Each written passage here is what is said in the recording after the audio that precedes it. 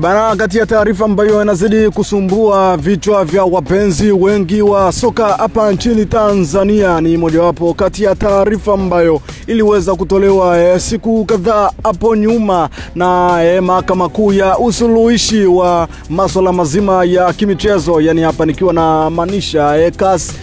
mahakama kuu ambayo ni ya juu kabisa katika swala zima la kimichezo. Bana, Dar es Salaam Young Africans kama mnavyojua waliweza kuwasilisha barua yao kule katika mahakama kuu ya usuluhishi wa masuala ya kimichezo ikiwashtaki Simba Sports Club Mfalme wa Nyika na mnyama mkali wa mwituni kufuatia tarehe 8 pale katika dimba la Benjamin Mkapa. Ikumbukwe kwamba Simba hakuweza kuleta timu katika mchezo 184 ambao ulikuwa upigwe katika dimba la Benjamin Mkapa, Dar es Salaam. Sasa kufuatia tukio hilo na TFF kama mlivyoweza kushuhudia hapo nyuma, TFF na wenyewe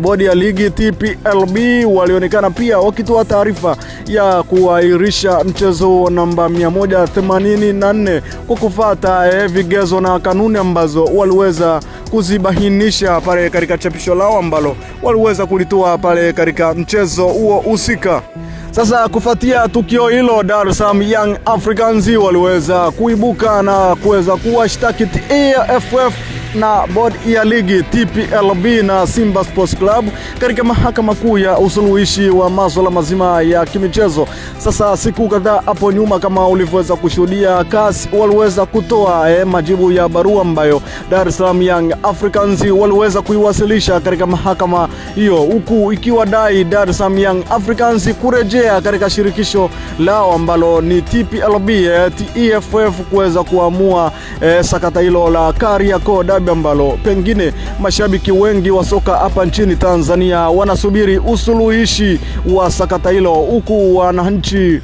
wapenzi wa Dar es Salaam Young Africans wakidai kwamba wenyewe hawataweza kushiriki katika mchezo huo. Sasa baada ya barua hiyo kutolewa na majibu ambayo yalitoka CAS waliweza kuielekeza Dar es Salaam Young Africans kurejea katika shirikisho la mpira hapa nchini Tanzania, yani nikiwa na maanisha TFF na TPLB kuweza kuamua kesi yao. Lakini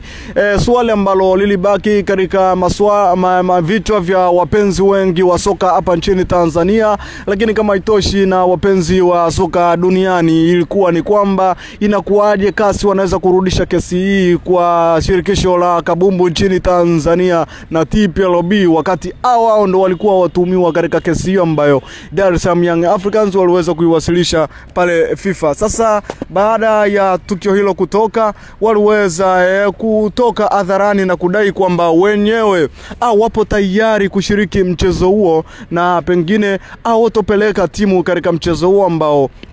umepangwa tarehe 15 Juni kulingana na shirikisho la soka nchini Tanzania na TPLB waliweza kutoa taarifa hiyo kwamba mchezo namba 184 uliokuwa ukizikutanisha Simba dhidi ya Young Africans. Bana, katika kupita katika mitandao ya kijamii bana, tunakuja kumuona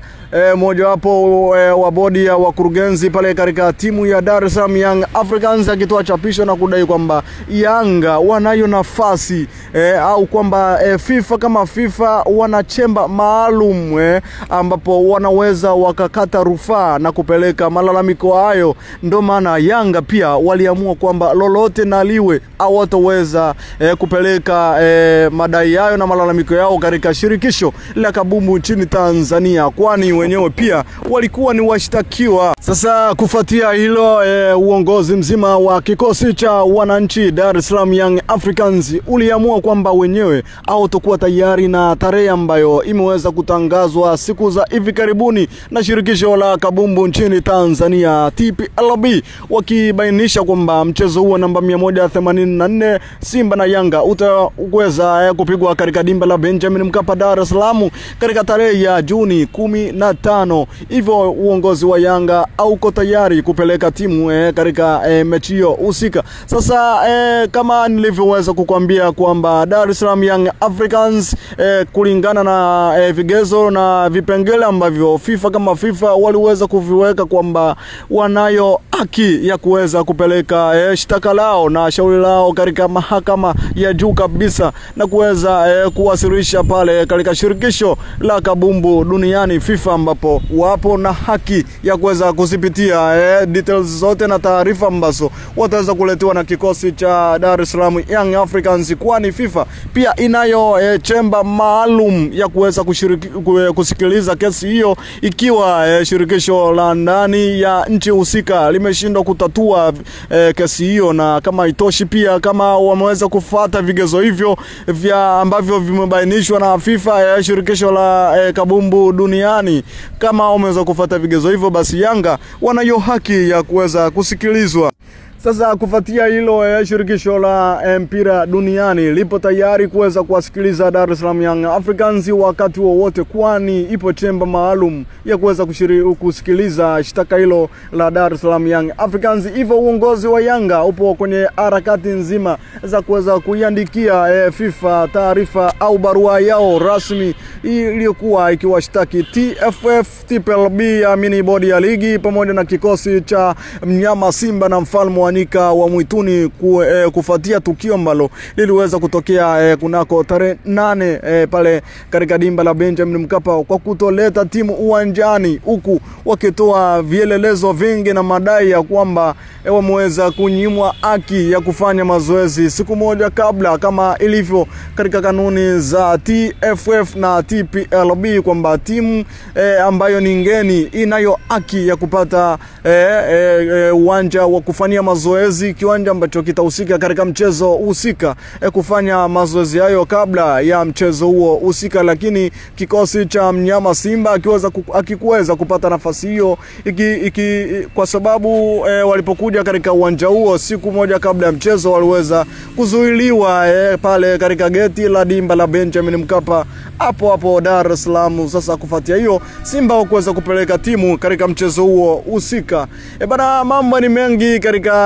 anga za kimichezo. Sakata la dabi ya Kariakoo linaendelea kushika hatamu kweli, linaendelea kukonga vichwa vya wapenzi wengi wa soka hapa nchini Tanzania. Ikumbuko kwamba mchezo huu ushika hisia za watu wengi ikiwemo hata nje ya nchi na nje ya bara la Afrika. Ikumbuko kwamba watu usafiri kutoka katika mataifa tofauti kuja kushuhudia dabi ya Kariakoo ambayo upigwa katika dimba la Benjamin Mkapa Dar es Salaam. Na kama mlivyoweza kushuhudia mchezo uliopita, walikuwa wamekuja watu wengi kweli, lakini